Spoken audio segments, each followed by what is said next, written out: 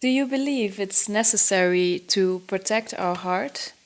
In the spiritual communities, let's say, they often speak about how important it is to open the heart. But isn't it also sometimes good to protect our hearts? What do you think about this? Well, I would have to ask you to define what you mean when you say protect your heart. Protecting the heart. Let's see if I can find an example.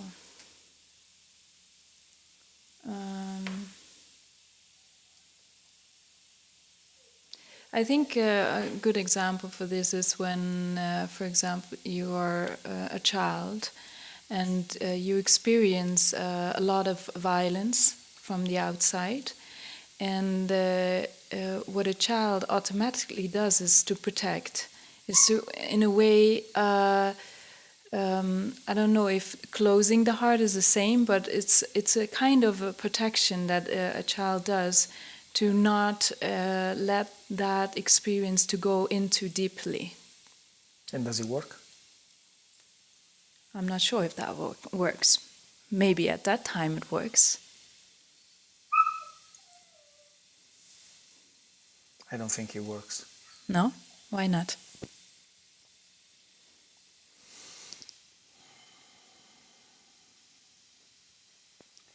Because that kind of protection is a sort of a numbing yourself. Yeah. And numbing yourself is an illusionary protection. If you need to numb yourself, it means that you don't want to suffer. You are avoiding suffering, and the best way, most likely, is to integrate suffering and transform it, rather than avoiding and shielding yourself. So yes, my mother and my father are fighting. And it's painful, but rather than blocking and pretending and closing and just shut down, I fully embrace what's going on, and by fully embracing, I am starting to integrating and understanding and learning from it, and then from there I start to even have the power to transform it into love. And probably that's the best process, rather than shutting down. And because if you shut down, the damage is already there. I mean, you already have suffered. Mm-hmm. Otherwise you wouldn't shut down. So you already suffered, and now you close the suffering because you don't want to deal with it. So I have the feeling that, I could be wrong, but I have the feeling that protecting your heart, it's really a trick of the mind that wants to protect itself. The heart is really powerful. I don't think the heart needs any protection. I think it's the mind that wants to control the situation somehow, and therefore needs devices like protections and blocking and all that. The heart can handle everything. If the soul of a child has chosen two parents that fight, he came very well equipped to face that. Mm-hmm. And shielding and protecting, it's self-deceiving. And then it will probably run for the next 40 years or whatever, how long, to do the same. And so every time he enters a relationship with his opposite sex or with whatever, he will adapt the same mechanism, and then will cause further suffering,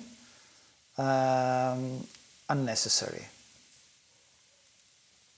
But of course it's natural to shut down, to protect yourself, to control it. It's something really scary. So in a way it's a natural mechanism to protect yourself. Yeah, I can see, for example, a mother that would protect her child. For example, if we would go into a little bit more of an extreme in war situations where there's a lot of violence, a mother would naturally protect the child, right?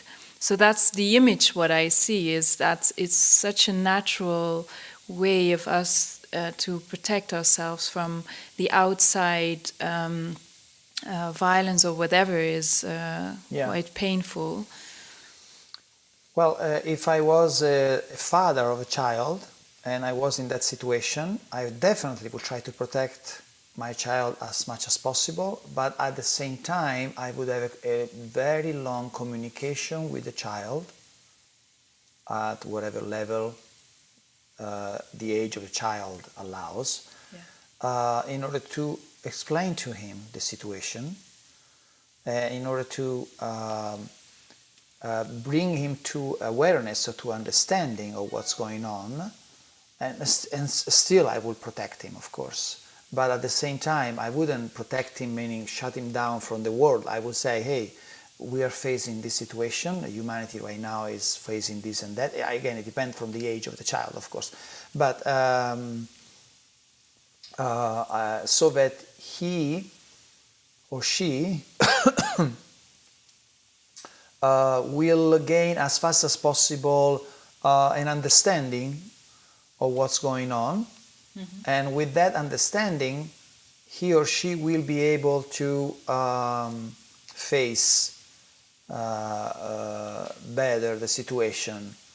It's still going to be very hard, of course, but at least there is more ingredients, there is more information that allows me to, with understanding, to copy with the situation much better than in a situation where I see a lot of violence and I don't understand anything.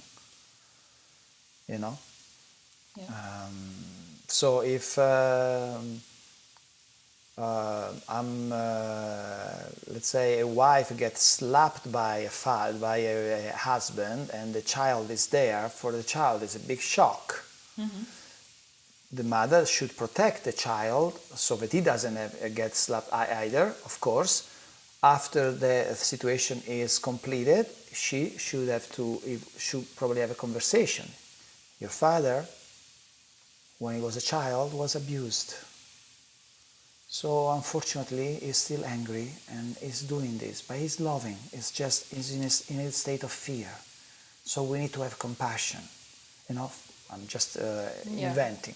But by honoring the child with an intelligent conversation, because children are extremely intelligent, honoring the child with an intelligent conversation, the child most likely will respond in a very effective way. Rather than protect him, shut him down and don't tell him anything and pretend that everything is well, the child knows. Well, what would you do, for example, when it's a child that is only a baby or 1 or 2 years old? Then I think the only thing is like body language and hold the child or anything that gives her or him the feeling of being safe in that environment. Yeah, the feeling of love. Feeling of love, yeah. Yes. In that case, what you can do is using touch, using the voice, the sounds of your voice, nurturing the child in a way that he feels that what just happened counteract what just happened with Yeah. an embrace of love. There will still be processes that the child will have to pass through, and this happens also when the child is in the womb of the mother. The same thing. Every time the mother is in a situation of distress or anger or fear or challenge, that emotional challenge, the child immediately, and also not only when the mother, when the environment around the mother. So we cannot, I don't think we can protect completely the child, and I don't think it's also healthy to protect the child. I don't think, for example, Aborigines protect their child more than necessary. The child needs to, because with protection there is a subliminal message of fear. Be careful, don't do that. I protect you. That's a contraction. The best message, again, it depends what kind of situation, but the best message is, yes, this is a fearful situation. I believe in you, you're strong. Let's face it together. This is what's going to happen. This is what is happening. But we are both strong, right? Let's do it. Team up together towards whatever fear is there, rather than protecting, because the child, the soul, didn't came here to be protected. The child came here to experience fully life, contrast, darkness and light, both simultaneously. The soul wants to experience it all.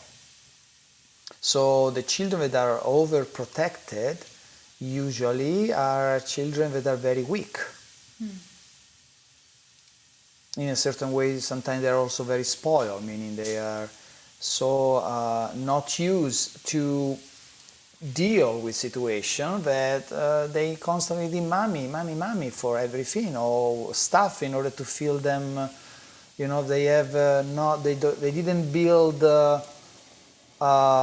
internal stamina, internal self-esteem to face upcoming situation, because the suffering situation will keep coming, because that's Earth. We are not here to avoid suffering, we are here to integrate suffering and transform it into love. That's our job. So avoiding suffering is avoiding the primal reason why we came here.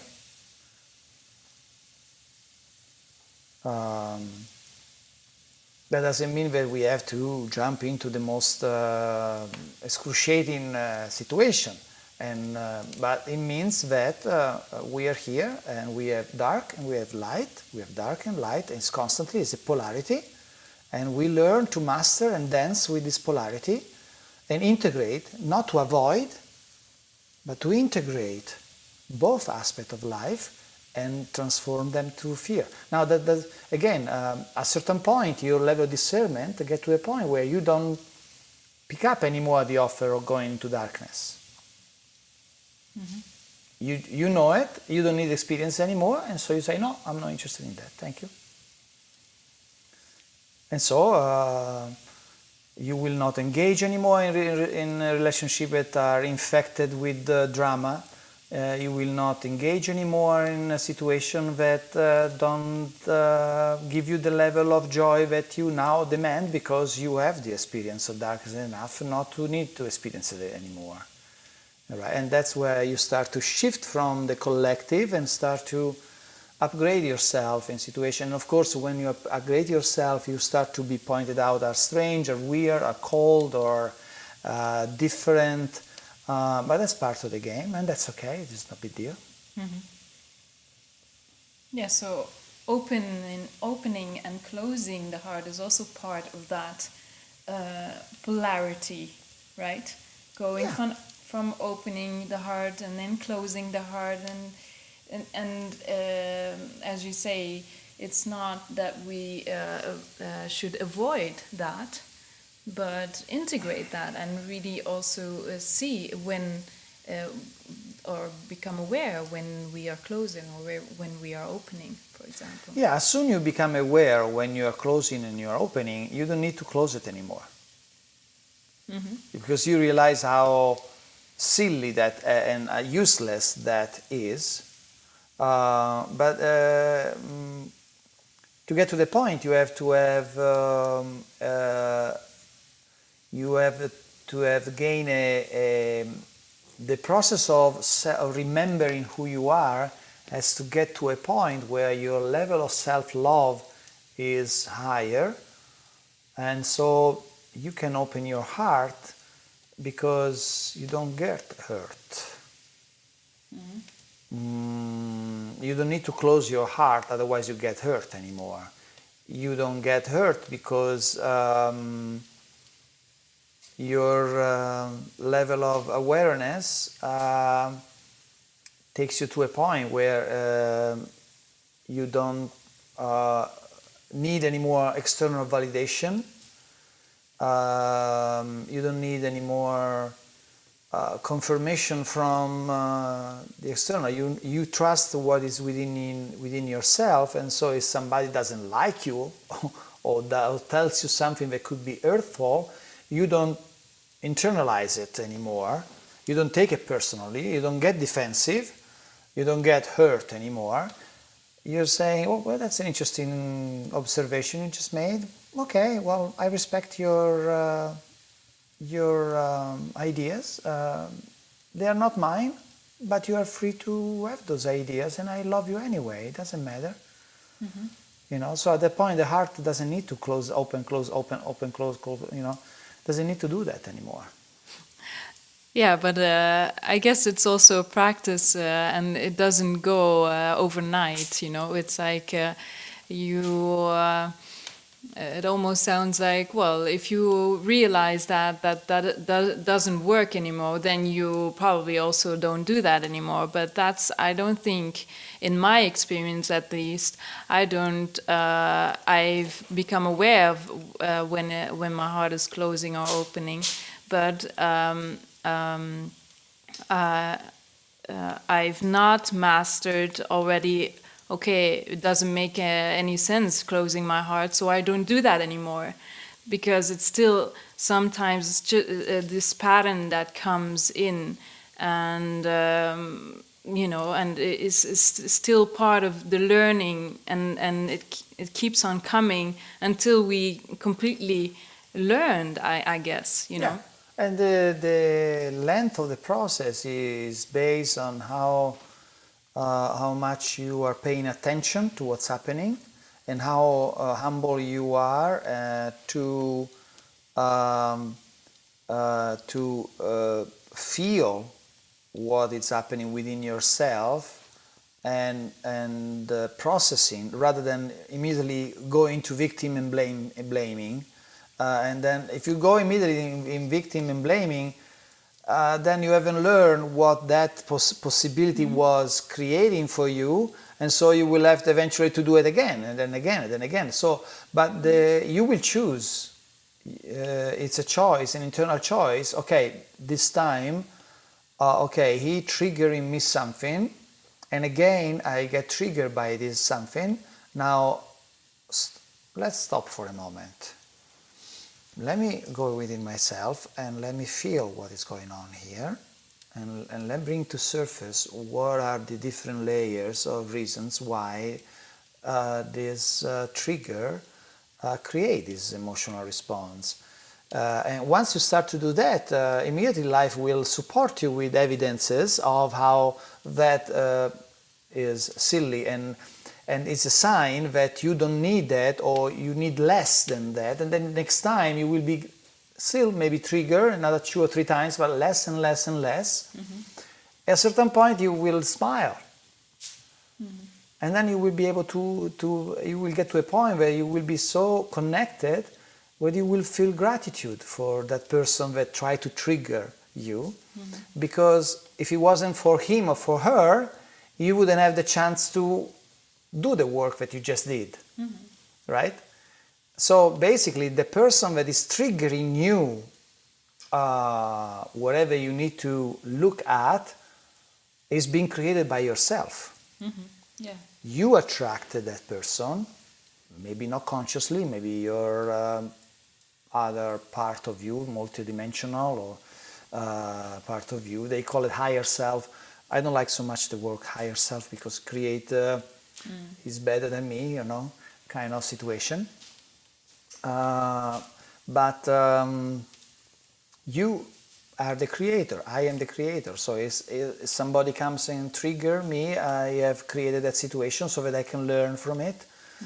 So it's a painful but at the same time delicious opportunity, because the moment I resolve that, I shift into a field where I have many more possibilities of enjoying life that before were not accessible to me because I had that problem, that blocked. So thank you for doing that for me. Oh my God, I suffer so much, but this time I didn't step into unconsciousness and let the suffering take over and into the drama. I felt the suffering and I became an observer. I neutralized myself and I observed the suffering and I observed the message behind it. And I heard that clearly and I learned from it, and now that suffering is not needed anymore.